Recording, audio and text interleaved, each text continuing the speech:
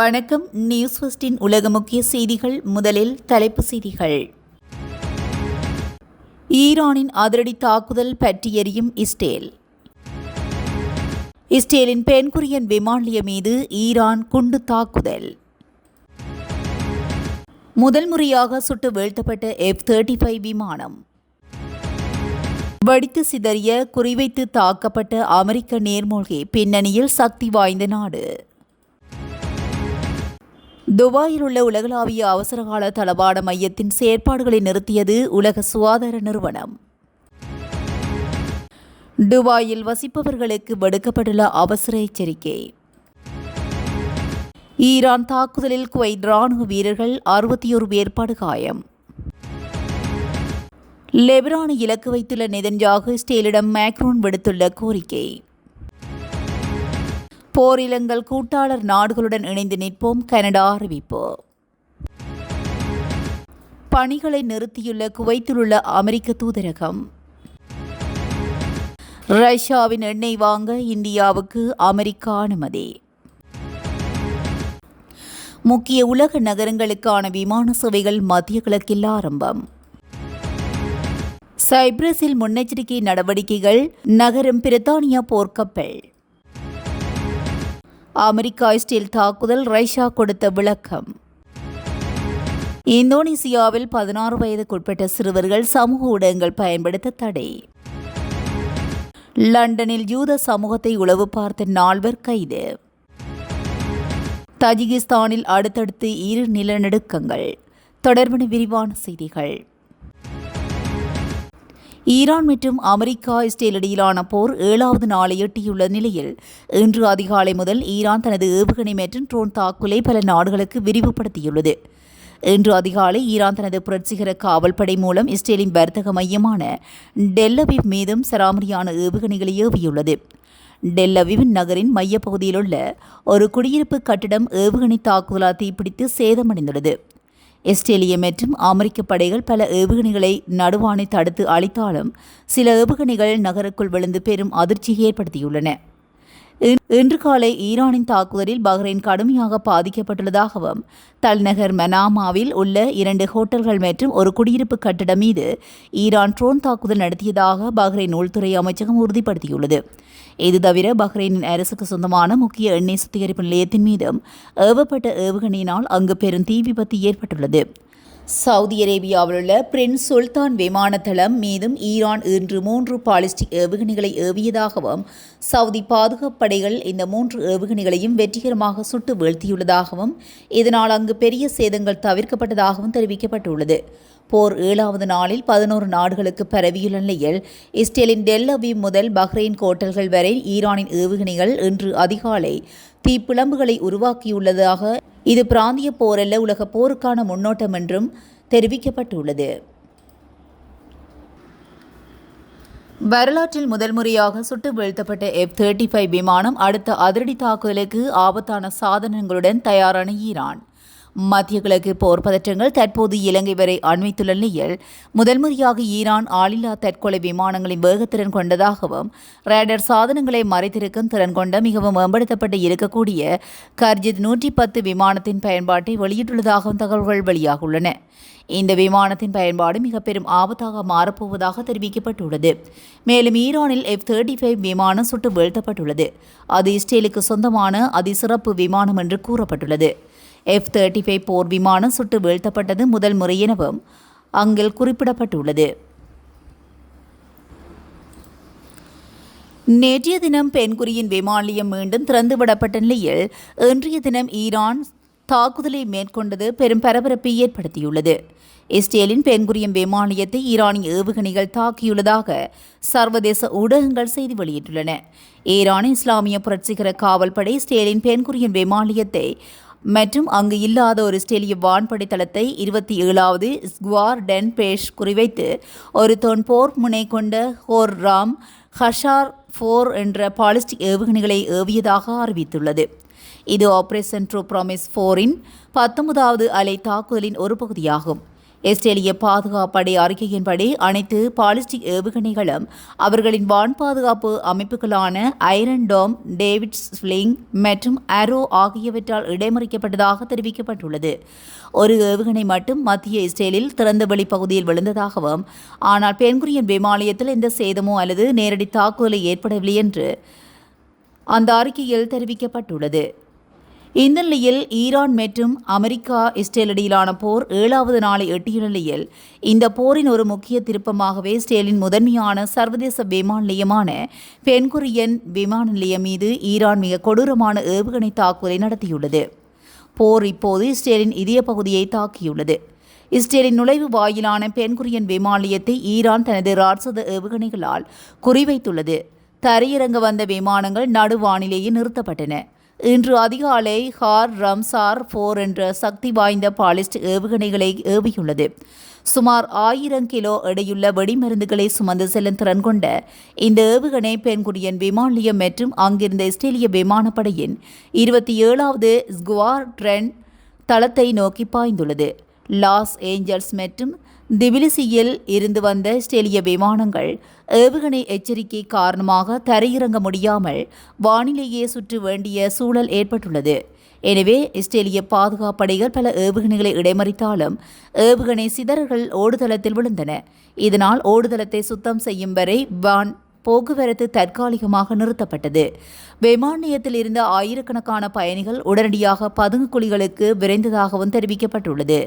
எங்கள் நாட்டின் மீது நீங்கள் வான்வழி தாக்குதல் நடத்தினால் உங்கள் நாட்டு வான்வழி போக்கியே முடக்குவோம் என ஈரான் காட்டியுள்ளது.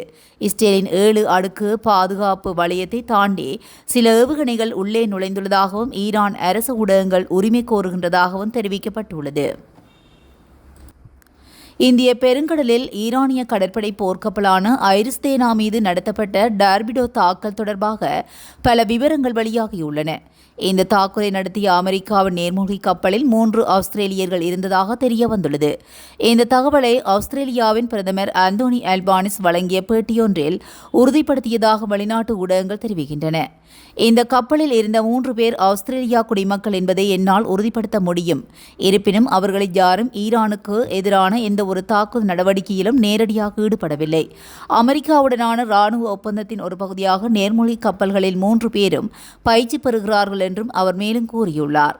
இலங்கையின் தெற்கு கடல் எல்லைக்கு அருகே ஈரானின் ஐஆர்ஐஎஸ் தேனா என்ற ஈரானின் போர்க்கப்பல் அமெரிக்க நீர்மூழ்கி கப்பலால் தாக்கி அழிக்கப்பட்ட நிலையில் இந்த தாக்குதலுக்கு இலக்கான கப்பல் தொடர்பில் கிடைத்த அவசர சமிக்ஞை தொடர்ந்தும் இலங்கை கடற்படையினர் விரைந்து சென்று மீட்பு நடவடிக்கைகளை மேற்கொண்டிருந்ததாக தெரிவிக்கப்பட்டுள்ளது.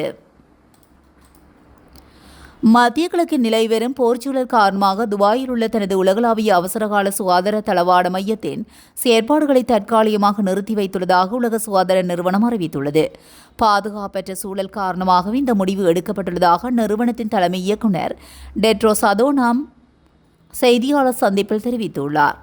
இந்த பதிவில் ஏற்பட்டுள்ள பதற்றம் போர் சூழல் மற்றும் வான்வழி கட்டுப்பாடுகள் சர்வதேச அளவில் வழங்கப்படும் அவசரகால மருத்துவ உதவிகளில் பெரும் பாதிப்பை ஏற்படுத்தியுள்ளன.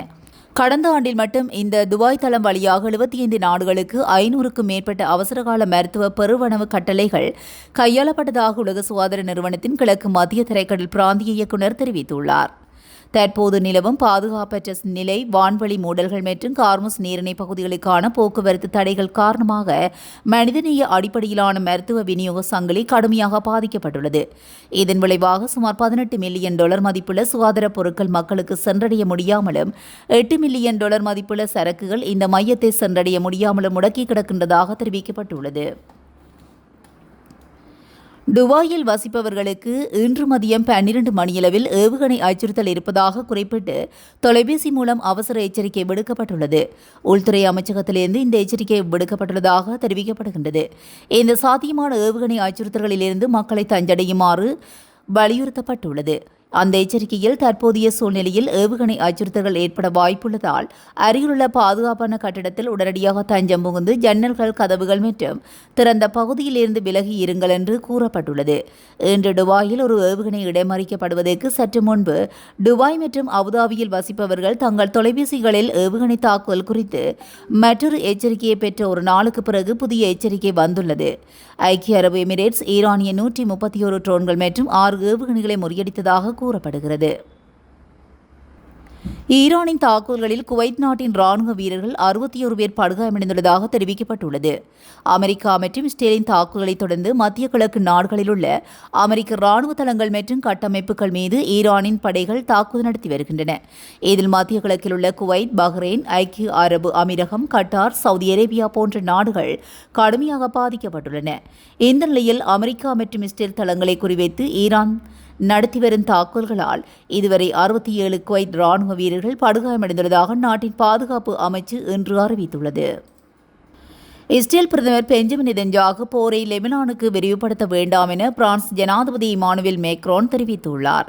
ஹிஸ்புல்லா அமைப்பு இஸ்ரேலை நோக்கி நடத்தும் தாக்குதலை நிறுத்தி ஆயுதங்களை கைவிட வேண்டும் என்றும் வெளிநாடுகளின் உத்தரவுகளை பின்பற்றும் ஆயுத குழுவாக இருக்கக்கூடாது என்றும் அவர் கேட்டுக் கொண்டுள்ளார். அதே நேரத்தில் இஸ்ரேல் லெபனானின் தரைப்படைகளை அனுப்பவோ அல்லது பெரிய அளவிலான ராணுவ நடவடிக்கை மேற்கொள்ளவோ கூடாது என்று மேக்ரோன் கோரிக்கை விடுத்துள்ளார். மேலும் லெபனான் அதிகாரிகள் ஹிஸ்புல்லா கட்டுப்பாட்டில் உள்ள பகுதிகளை அரச கட்டுப்பாட்டுக்குள் கொண்டு வந்து நாட்டின் பாதுகாப்பை முழுமையாக ஏற்க உறுதி அளித்துள்ளனர் என்றும் மேக்ரோன் குறிப்பிட்டுள்ளார். இதற்காக பிரான்ஸ் லெபனானின் ராணுவத்துடன் ஒத்துழைப்பை அதிகரித்து கவச வாகனங்கள் செயல்பாடு மற்றும் லாஜிஸ்டிக் உதவிகளை வழங்கும் என்றும் அவர் மேலும் குறிப்பிட்டுள்ளார். இந்த நிலையில் லெபனான் மீண்டும் ஒருமுறை போரில் இழக்கப்படாமல் இருக்க எல்லா முயற்சிகளும் மேற்கொள்ளப்பட வேண்டும் என்று பிரான்ஸ் ஜனாதிபதி இமானுவேல் மேக்ரோன் வலியுறுத்தியுள்ளார். ஈரான் மீதான இஸ்ரேல் மற்றும் அமெரிக்காவின் தாக்குதல் அதற்கு ஈரான் கொடுத்து வரும் பதிலடியை தொடர்ந்து மத்திய கிழக்கு பகுதியில் பதற்ற நிலை வரும் நிலையில் போரில் எங்கள் கூட்டாளர் நாடுகளுடன் இணைந்து நிற்போம் என கனடா பிரதமர் கூறியுள்ள விடயம் கவனம் ஈர்த்துள்ளது. மத்திய கிழக்கில் போர் சூழல் மும்முரமாகி வரும் நிலையில் போரில் தனது நாட்டின் ராணுவம் பங்கேற்கும் நிலை ஏற்படலாம் என கனடிய பிரதமர் மார்க் கார்னி தெரிவித்துள்ளார். கனடா பிரதமர் மார்க் கார்னி ஆஸ்திரேலியாவுக்கு அரச முறை பயணம் மேற்கொண்ட நிலையில் அவர் ஆஸ்திரேலியா பிரதமரான அந்தோனி ஆல்பானிசுடன் இணைந்து ஊடகவியலாளர்கள் சந்தித்தனர்.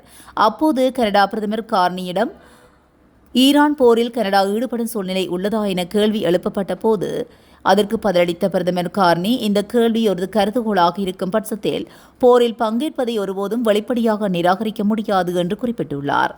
நாங்கள் எங்கள் கூட்டாளிகளுக்கு ஆதரவாக நிற்போம் என்றும் எப்போதும் கனடியர்களை பாதுகாப்போம் என்றும் மார்க் கார்னி கூறியுள்ளார். குவைத்தில் உள்ள அமெரிக்க தூதரகம் தனது பணிகளை நிறுத்தியுள்ளது. குவைத் தலைநகரில் உள்ள தனது தூதரகத்தின் செயல்பாடுகளை அமெரிக்கா நிறுத்தி வைத்துள்ளதாக வெளியுறவுத்துறை அறிக்கையில் தெரிவித்துள்ளது. அமெரிக்க பணியாளர்களுக்கு காயம் ஏற்பட்டதாக எந்த தகவலும் இல்லை என்றாலும் வெளிநாடுகளில் உள்ள அமெரிக்கர்களின் பாதுகாப்பு அதன் மிக உயர்ந்த முன்னுரிமையாக உள்ளது என்று வெளியுறவுத்துறை தெரிவித்துள்ளது. குவைத்தில் உள்ள அமெரிக்க குடிமக்கள் வணிக அல்லது பிற போக்குவரத்து விருப்பங்களை பயன்படுத்தி பாதுகாப்பாக நாட்டை விட்டு வெளியேற வேண்டும். வெளியேற முடியாத அமெரிக்க குடிமக்கள் அந்த இடத்திலேயே தங்க வேண்டும் என்று தெரிவித்துள்ளமை குறிப்பிடத்தக்கது. ரஷ்யாவிடமிருந்து இந்தியா 30 நாட்களுக்கு மசகு எண்ணெய் வாங்கிக் கொள்ள அமெரிக்கா அனுமதி அளித்துள்ளது. அமெரிக்கா, இஸ்ரேல், ஈரான் இடையேயான போரால் மத்திய கிழக்கு நாடுகளில் பதற்றம் அதிகரித்துள்ளது. இந்த போரால் உலக அளவில் மசகு எண்ணெய் கட்டுப்பாடு நிலவும் சூழ்நிலை ஏற்பட்டுள்ளது. இந்நிலையில் உலக சந்தையில் மசகு எண்ணெய் தட்டுப்பாட்டை குறைக்கும் வகையில் ரஷ்யாவிடமிருந்து மசகு எண்ணெய் வாங்கிக் கொள்ள அமெரிக்கா அனுமதி அளித்துள்ளது. அதுவும் அடுத்த 30 நாட்கள் மட்டுமே ரஷ்யாவிடமிருந்து இந்தியா மசகு எண்ணெய் வாங்கிக் கொள்ளலாம் என்று கூறியுள்ளது. ஏற்கனவே கடலில் சிக்கி தவிக்கும் எண்ணெய் விநியோகத்தை சீராக்கவும் மத்திய கிழக்கு போர் பதற்றம் காரணமாக இந்த குறுகிய கால அனுமதி வழங்கப்படுவதாகவும் அமெரிக்காவின் நிதித்துறை செயலாளர் கூறியுள்ளார். ஏவுகணை தாக்குதல் அச்சுறுத்தல் தொடர்ந்தும் அதிகரித்து வரும் நிலையில் எமிரேட்ஸ் மற்றும் எதிகாட் ஏர்வேஸ் நிறுவனங்கள் தங்கள் ஐக்கிய அரபு ராச்சிய மையங்களிலிருந்து முக்கிய உலக நகரங்களுக்கான வரையறுக்கப்பட்ட விமான அட்டவணைகளை இன்று மீண்டும் ஆரம்பித்துள்ளன. மார்ச் 19 வரை வரையறுக்கப்பட்ட விமான அட்டவணையை மீண்டும் தொடங்குவதாக எதிகாட் நிறுவனம் வெள்ளிக்கிழமை தெரிவித்துள்ளது. இந்த விமானங்கள் அபுதாபி மற்றும் London, Paris, Frankfurt, Delhi, New York, Toronto மற்றும் டெல் அவீவ் உள்ளிட்ட சுமார் 70 இடங்களுக்கு இயக்கப்படும் என அறிவிக்கப்பட்டுள்ளது. மேலும் மறு அறிவிப்பு வரும் வரை லண்டன், சிட்னி, சிங்கப்பூர் மற்றும் நியூயார்க் உள்ளிட்ட 82 இடங்களுக்கு எமிரேட்ஸ் குறைக்கப்பட்ட விமான அட்டவணையை இயக்கும் என கூறப்பட்டுள்ளது. மேலும் துபாயில் பயணிக்கும் பயணிகள் தங்கள் இணைப்பு விமானம் இயக்கப்பட்டால் மட்டுமே ஏற்றுக்கொள்ளப்படுவார்கள் என கூறப்பட்டுள்ளது.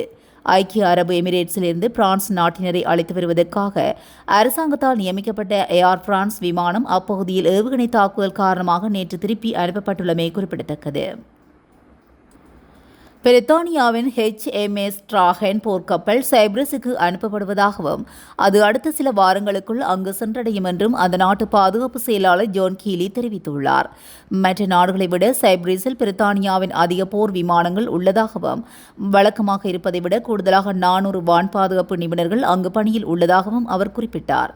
இதன் நோக்கம் குறித்து அவர் கூறுகையில், பிரித்தானிய பணியாளர்கள் எங்களது படைத்தளங்கள் சைப்ரஸ் தீவு மற்றும் இப்பிராந்தியத்தில் உள்ள எங்களது பங்காளிகளை பாதுகாப்பதை நாங்கள் உறுதி செய்ய விரும்புகிறோம் என்றும் தெரிவித்துள்ளார்.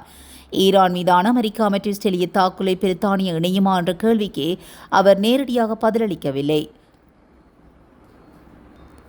அமெரிக்கா மற்றும் இஸ்ரேல் மேற்கொண்ட தாக்குதலின் போது ஈரான் ரஷ்யாவிடம் எந்த ராணுவ உதவியையும் கோரவில்லை என்று ரஷ்யா தெரிவித்துள்ளது. ரஷ்யா அதிபர் மாளிகையின் செய்தி தொடர்பாளர் டிமிட்ரி பெஸ்கோவ் இதனை உறுதிப்படுத்தியுள்ளார். அமெரிக்கா மற்றும் இஸ்ரேலின் தாக்குதலுக்கு மத்தியில் ஈரானிடமிருந்து ராணுவ உதவி கோரிக்கை எதுவும் வரவில்லை என்று ரஷ்யாவின் நிலைப்பாட்டில் மாற்றம் எதுவும் இல்லை என்றும் அவர் தெரிவித்துள்ளார். ஈரான் தற்போது பயன்படுத்தி வரும் சாகத் வகை ட்ரோன்கள் உள்ளிட்ட பல தொழில்நுட்பங்களில் ரஷ்யாவின் ஆதரவு இருப்பதாக கூறப்பட்டாலும் கடந்த ஆண்டு ஜனவரி மாதம் ரஷ்யா ஈரானிடையே கையெழுத்தான ஒத்துழைப்பு ஒப்பந்தத்தில் நேரடி ராணுவ உதவி குறித்து குறிப்பிடப்படவில்லை என்றும் தெரிவிக்கப்பட்டுள்ளது. ஆஸ்திரேலியாவை தொடர்ந்து இந்தோனேசியாவிலும் 16 வயதுக்குட்பட்ட சிறுவர்கள் சமூக வலைத்தளங்களை பயன்படுத்துவதற்கு அதிகாரப்பூர்வமாக தடை விதிக்கப்பட்டுள்ளது.